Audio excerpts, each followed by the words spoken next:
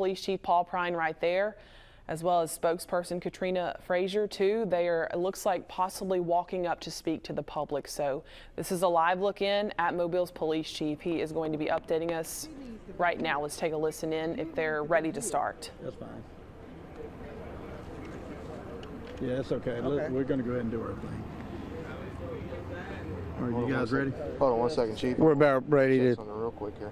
take Chief Paul Prine live. All right, I'm rolling now. All right, so just to give you an update that we're having about the shooting here today at LeFlore High School, I want to make it very clear, this is not an active shooter situation. What we did have today about noon is we had 2 students, juvenile students, that got involved in an altercation. And in the process of that altercation, one of the students pulled out a weapon and shot the other student. Incidentally, it grazed that student. It's a superficial injury. But unfortunately, another student that we believe was not involved in the altercation was struck by a round, and that child has been transported to a local hospital and is being treated for the wounds. We believe right now that both injuries to both juveniles are non-life threatening at this time. Obviously, this is a big deal being here at a school, and we'll continue to investigate it. But both of the victims that were shot were juveniles, and the shooter is also a juvenile. The shooter has not been taken into custody. That juvenile fled the school, and we are in contact with the parents of that student. And if the parents are watching right now, we're asking for those parents to go ahead and do the right thing and contact the police department and turn that child in so we can get to the bottom of what took place today. Did you recover the firearm, or do you believe the student's still on? As of right now, the matter's in investigation. I'm not going to give you a lot about the evidence at this time. You know, certainly that's part of the ongoing investigation. There's a lot that goes into that, is why we won't answer that. But, you know, we'll certainly see it through to the end. I'm very confident the parents will do the right thing, and I'm certainly confident we'll bring this matter to a close today. Well, without speaking about the evidence, do you have reason to believe the student that is outside is armed? Yeah, so the student is no longer at the school, and we don't believe that anybody in the community is a threat. So that's really a good point. Thank you for clarifying that. Can you talk about the genders of the victims and the shooter? I won't at this time. Certainly they're juveniles. You know, we're very limited on the information that we can get involved, but certainly once we take the person that is responsible for the shooting into custody and make the appropriate arrest and get to the bottom of this whole entire situation, then we may be able to give you the demographics of the students at that time. Okay. Was the gun just carried in a backpack? Yeah, that'll be a part of the investigation. Okay. And I'm sorry, we were walking up as you began to address the media, but you were saying that there were actually 2 individuals struck by. There's two juvenile students that were struck. The initial intended juvenile that the other person shot at was grazed. And it's a superficial wound from what we understand. The second child that was shot suffered a gunshot, we believe, either to the side or to the abdomen area. And that child is being treated, we understand, to be non-life-threatening injuries. Listen, there's not a whole lot I can get to you. I'll just go ahead and tell you at the time, you know, the school is on lockdown. There is no threat to the students at the school. We understand parents are concerned, and we'll certainly, if they show up at the school, we have a protocol here. If the parents will come to the west side of the school, which is on Clinton Street, we'll have an officer out there to ensure that all the students are safe.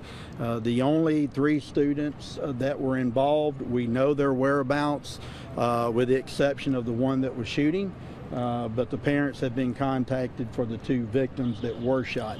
If you're going to ask questions about the safety protocols, I'm going to go ahead and defer that to the school board, and they'll be able to answer to anything that's germane in reference to the school security.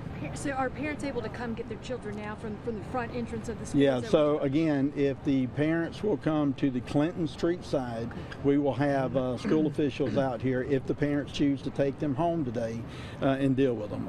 So at that time, that's kind of how it's going to be set up, so we can be able to control who's coming in and who's coming out. So there's not a mass dismissal then? It's just up to individual parents if they Right, the school went on immediate lockdown, and that was to protect the students until we could determine what did happen. But we're confident it's a consolidated incident, that no other threats to anybody else right now is an issue for Did us. this take place in the hallway, cafeteria? Could you tell us about Yeah, where that'll be campus? part of the investigation, and we'll give that information maybe at an update next time. And have you been in contact with the school resource officer from the sheriff's office? I mean, assume you must have. I've been in contact certainly with the Mobile County Sheriff, the head of school security, Andy Gatewood, and as well as other individuals that are in charge here at the school. Listen, I really don't have much more than that to give to you, so just be patient. Thank you for your time. We wanted to make sure to get this information out, that no other children were hurt, and the 2 individual children that were shot, the parents are advised and are here on the scene or at the hospital. And the individual we saw being treated on the side of campus here, can you speak to what? I have no idea what's going on the side of the school right now. Okay. So That's unrelated. yeah, to that's probably more than likely going to be unrelated to the incident. Okay. They had said that was Renee, are you able anxiety. to make some comments? about So it? Renee, I'll let you step up. Okay, as well. that was Thank you. Police Chief Paul Prine speaking. We're going to hear now from Renee Phillips, the spokeswoman for the Mobile County School System. Renee, what can you tell us about the shooting here today? So the most important thing to say right now is all of our students are fine. They're safe. The school is in lockdown mode. Our staff and our students do what they're supposed to do. We train for these types of incidents. Unfortunately, we have to train for these types of incidents. So they're in lockdown mode. There was a student injured. The student appears to be okay, and so we're thankful for that. And the suspect is no longer on the campus. So our campus is secure. We're working with police on this, and we're just trying to keep everybody calm and inside the building right now. What's the policy for keeping guns out of schools in terms of, I mean, did they have to go through any kind of check or metal detector or anything like that? So we have a zero tolerance policy when it comes to any type of weapon in Mobile County Public Schools. But there's no how do you metal ensure that? detectors or anything, or clear backpacks or anything to help? We do have schools that do the clear backpacks, and we also have the random canine checks that we do. And the main thing is that we stress to our people, we train people to recognize when there is an issue and to let people know. We say, if you see something, say something. And so we try to do everything that we can within our power to stop this from happening. And then when it does, we enter into our school safety plans. Is this a clear backpack school? Do they? I'll have to check on that. Okay, unclear. And you had said there was a student hurt. The chief said that the intended target of this shooting was grazed, and then it hit a second student. So I wasn't sure as to the nature of the injuries, but it sounds like 2. I would refer to the police on that. Okay, and it sounded like from what parents were telling us, this was a male-female fighting, and that the female shot the male student. So all that is still under investigation. Okay. Thank Next you. But, yes. steps here for policies, improved safety stuff, tighter. So we're always looking at ways to improve our security on our campuses, and so we will definitely evaluate what happened here, because our priority is the safety and security of all of our students. And so we will look at that. We look at safety and security measures every single day and try to come up with ways to improve them. And we've done that by adding resource officers, by adding the sheriff's deputies and all that. And so we are constantly looking for ways to improve, and we will continue to do so. Was the SRO on campus when this occurred? I don't know that yet, but I'm pretty sure, I think so. But there's a sheriff's office deputy assigned to the school in addition to a resource officer from the school system? Well, they're assigned throughout the county, Do you know where in the school this incident occurred? inside the school. But more specifically, Like hallway. It was inside the hallway, but yeah. Okay. And so for right now, for those anxious parents out front, they can go to the main door on the west side here and pick up their student if they request. So at the moment, Dr. Williams has made a call out to all of our parents, and at the moment we just have the campus secure in lockdown mode, and everybody is fine inside the school. So right now we're just keeping the students inside the campus. So are they going to be dismissed to parents individually if they want to? We're going to keep them posted on that. Yes, we're going to keep them posted. Okay, so parents should not rush up to the school and get their child if they want to get their child. What we want parents to know is that the campus is secure, that the suspect is no longer on campus, that we are working with law enforcement. If you go inside there, it's very quiet right now. We're in lockdown mode, so all the students are in their various classrooms, and the doors are locked, and the campus is completely safe right now. Because the chief was just telling parents to go to that side and they could get their students. So I just They wanna be can go and clear. ask. Yeah, they can go. They yeah, can go I think at some point we're going to. I'm not sure if we're doing that at the moment. But Okay.